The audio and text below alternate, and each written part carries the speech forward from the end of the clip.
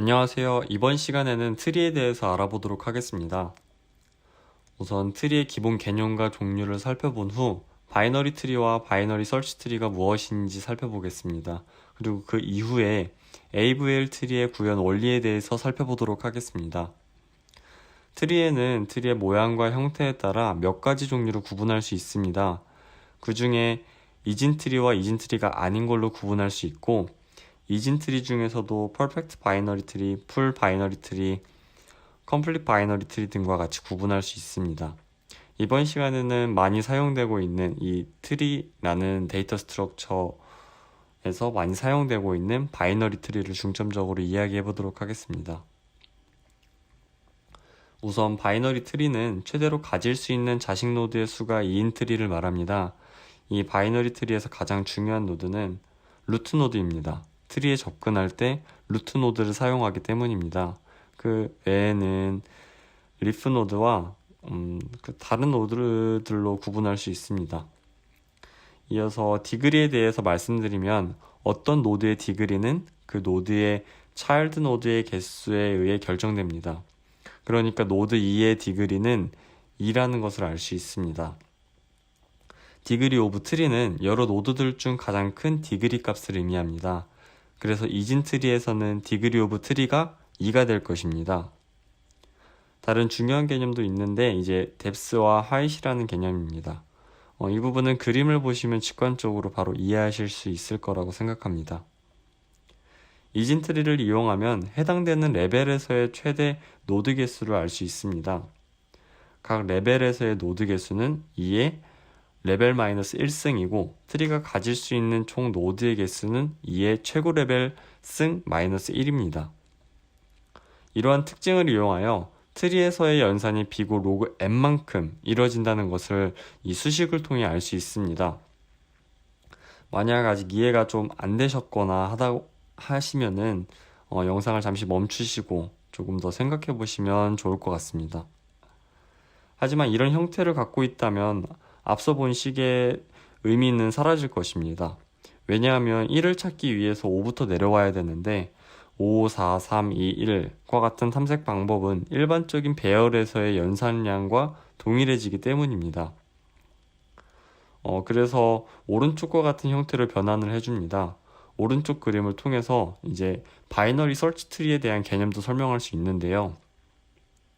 바이너리 서치 트리가 바이너리 트리와 갖는 가장 큰 차이점은 모든 노드들이 부모 노드의 값보다 작으면 왼쪽, 크면 오른쪽에 위치한다는 규칙을 따르고 있는 것입니다. 그러니까 이 3이라는 값을 갖고 있는 노드 왼쪽에는 1, 2라는 값을 갖고 있는 노드가 위치하게 되고 이제 3보다 큰 값인 4와 5를 갖고 있는 노드들은 이제 3의 오른쪽에 위치하게 된다는 것입니다. 이런 규칙을 통해서 찾고자 하는 수를 더 효율적으로 찾을 수 있을 것입니다. 앞에서 보신 것 같이 트리가 효율적으로 작동할 수 있도록 노드들의 형태를 특정한 형태를 유지해 줘야 되는데 저희는 그 형태가 만족되는지 아닌지를 판별하기 위해서 밸런스 팩터라는 개념을 사용합니다. 그러니까 언제 언밸런스하고 언제 밸런스한지에 대한 기준을 밸런스 팩터로 정할 수 있다는 것입니다. 여기서 AVL 트리는 이 밸런스 팩터의 크기가 2 이상 차이 나지 않는 바이너리 트리를 말합니다. 그래서 밸런스 트리, 근데 여기서 이제 밸런스 팩터는 뭐야? 라는 부담감을 받으실 수 있는데 정말 어려운 게 없기 때문에 겁먹으시지 않고 단순하게 생각하시면 좋을 것 같습니다. 어떤 노드에서 왼쪽 서브트리의 높이에서 오른쪽 서브트리의 높이를 빼준 것입니다. 그렇게 노드 3의 밸런스 팩터는 2라는 것을 알 수 있고 밸런스 팩터의 크기가 1보다 큰 2이기 때문에 오른쪽과 같이 바꿔줄 수 있습니다. 그리고 이런 케이스를 레프트 케이스라고 하고 왼쪽으로 치우쳐져 있다고 해서 이제 LL 케이스다. 이렇게 이해를 하시면 좋을 것 같습니다. 여기에서도 이제 위와 반대로 RR 케이스라는 것이 나타나고 있는데 이 RR 케이스 같은 경우는 밸런스 팩터가 마이너스 2의 값을 갖고 있는 것을 확인할 수 있고 이제 AVL 트리의 조건을 만족시켜 주기 위해서 오른쪽과 같이 변형해 준다는 것을 볼 수 있습니다. 이제 여기서 보이는 그림과 같이 노드 3의 왼쪽 서브트리의 높이와 오른쪽 서브트리의 높이가 이러한 꼴로 차이나게 되는 경우를 LR 케이스라고 합니다. 그러니까 왼쪽으로 뻗었다가 오른쪽으로 뻗어 있는 케이스를 LR 케이스라고 할 수 있습니다. 이 경우에서는 한 번의 로테이션으로 변환을 끝낼 수 없기 때문에 이제 두 번의 로테이션이 필요한 상황입니다. 그러니까 LR 케이스에서는 이제 노드 1을 왼쪽으로 회전시켜 준 이후 노드 2를 오른쪽으로 회전시켜서 맨 오른쪽과 같은 형태로 만들어 줄 수 있는 것입니다. 이제 RL 케이스도 보실 수 있는데 이 경우는 이제 또 앞서 본 예제와 그냥 반대의 상황이기 때문에 이해하시는데 크게 무리가 없을 거라고 생각합니다. 그러니까 이제 비슷하게 노드 5를 오른쪽으로 회전한 후 노드 4를 왼쪽으로 회전시켜서 맨 오른쪽과 같은 형태로 만들어준다 라고 이해하시면 될 것 같습니다. 그럼 이제 AVL 트리의 핵심이 되는 리밸런스의 구현이 어떻게 이루어지는지 알아보도록 하겠습니다. 리밸런스 하려는 트리가 밸런스 하다면 그대로 리턴할 것이고 그게 아니라면 아래의 코드가 실행될 것입니다. 여기에서 밸런스를 확인하는 밸런스드라는 함수는 특정 변수로 밸런스 한지 안 한지를 구분해 놓고, 그러니까 언밸런스한 상황에서 0, 밸런스한 상황에서 1의 값을 갖도록 하고 밸런스라는 함수로 그 변수를 확인해 주는 것입니다. 밸런스 팩터가 2보다 크면 LL 케이스와 LR 케이스로 나눌 수 있는데 오른쪽 그림에서 보실 수 있듯이 노드의 왼쪽 자식 노드가 갖는 밸런스 팩터의 값을 보고 LL인지 LR인지 구분할 수 있습니다. 위에서와 비슷하게 오른쪽 그림에서 볼 수 있듯이 오른쪽 서브트리의 높이가 높은 경우, 그러니까 밸런스 팩터가 -2보다 작은 경우 RR 케이스와 RL 케이스로 나눠서 생각할 수 있습니다.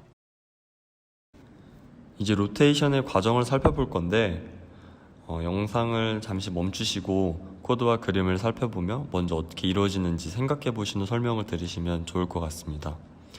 로테이트 LL을 설명드리면 현재 노드 A는 B의 자식 노드이고 이제 로테이션 할 것이기 때문에 A의 오른쪽 자식 노드를 B의 왼쪽 자식 노드로 넘겨줍니다. 그렇게 하면 자기 자신보다 작은 것은 왼쪽, 큰 것은 오른쪽에 저장하는 규칙을 유지할 수 있을 것이고 그 상태에서 노드 B를 오른쪽으로 회전시켜주기 위해서 A의 오른쪽 자식 노드로 노드 B가 선택됩니다. 그렇게 되면 루트 노드는 노드 A가 될 것이고 A를 반환하게 될 것입니다. 로테이트 RR은 로테이트 LL과 유사하기 때문에 따로 설명하지 않겠습니다. 이제는 로테이션을 두 번 하는 경우에 대해서 살펴보겠습니다. 여기서도 코드와 그림을 살펴보신 후 설명을 들으시면 더 좋을 것 같습니다.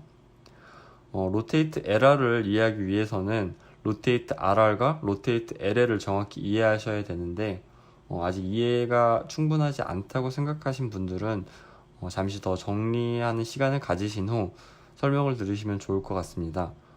로테이트 LR을 설명드리면 노드 B를 먼저 왼쪽으로 회전시켜 준 후에 로테이트 LL을 해주는 것입니다. 그러니까 로테이트 LL 상황을 만들어주기 위해서 로테이트 RR을 먼저 한번 해준다 라고 이해하시면 될 것 같습니다. 로테이트 RL도 비슷하기 때문에 로테이트 LR과 비교해 가면서 이해하시면 좋을 것 같습니다. 한 노드를 추가할 때 사용되는 이 인서트 함수는 특별히 어려운 내용이 없고 그냥 노드가 자리를 찾아가기 위해서 제기 함수로 사용되고 있다는 점, 그리고 바이너리 트리와 다르게 노드를 추가해준 후 리밸런스가 이루어진다는 것을 기억해 주시면 좋을 것 같습니다. 삭제하는 부분도 해당되는 노드를 찾기 위해서 제기 함수가 사용되고 있고 노드가 가리키는 키의 값과 저희가 찾고자 하는 키의 값이 일치하는 경우 이 else 문으로 들어가게 되는데 가장 까다로운 부분부터 말씀드리면은 자식 노드가 왼쪽, 오른쪽 둘 다 존재할 때입니다. 형태를 유지하기 위해서 삭제할 노드의 위치를 대신할 노드를 선택해야 합니다. 근데 그 노드를 어떻게 선택할 것이냐? 그 후보는 왼쪽 서브트리에서 가장 큰 수를 찾거나 오른쪽 서브트리에서 가장 작은 수, 이 둘 중에서 선택을 하면 됩니다. 그리고 왼쪽, 오른쪽 자식 노드가 둘 다 존재한다고 하면은 석세서의 데이터를 해당 노드의 데이터에 덮어 씌운 후 석세서를 지워주기 위해서 다시 석세서가 존재하는 오른쪽 서브트리를 대상으로 딜리트를 호출해주면 됩니다. 만약 왼쪽 자식이 없다면 그냥 오른쪽 자식 노드를 루트 노드로 지정해주면 아무런 문제가 안 생길 것이고, 오른쪽 자식 노드가 없다면 왼쪽 자식 노드를 루트 노드로 지정해주면 될 것입니다. 그리고 둘 다 없는 경우는 오른쪽 그림에서의 그 석세서나 프레디서서의 경우 그저 지워줘도 다른 것들에 영향을 미치지 않기 때문에 다른 처리 필요 없이 해당 노드를 지워주시면 됩니다.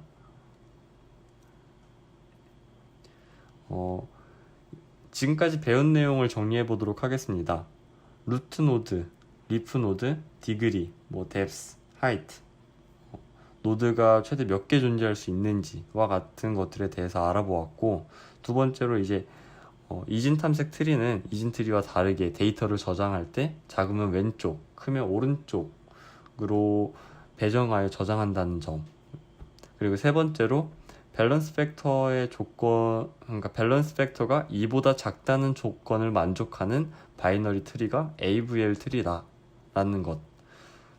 그리고 마지막으로 네 가지 상황에서 어떻게 로테이트 하는지 그리고 리밸런스 하는지에 대해서 살펴보았고, 인설트와 딜리트를 작동하는데 제기함수가 사용되었고 그 과정이 어떻게 진행되었는지에 대해서 살펴보았습니다. 그리고 만약 함수에서 리밸런스 그 부분을 뺀다고 하면은 그냥 바이너리 서치 트리를 구현할 수 있다는 것도 알 수 있었을 것입니다. 네, 이제 이렇게 트리에 대한 설명을 마치도록 하겠습니다. 감사합니다.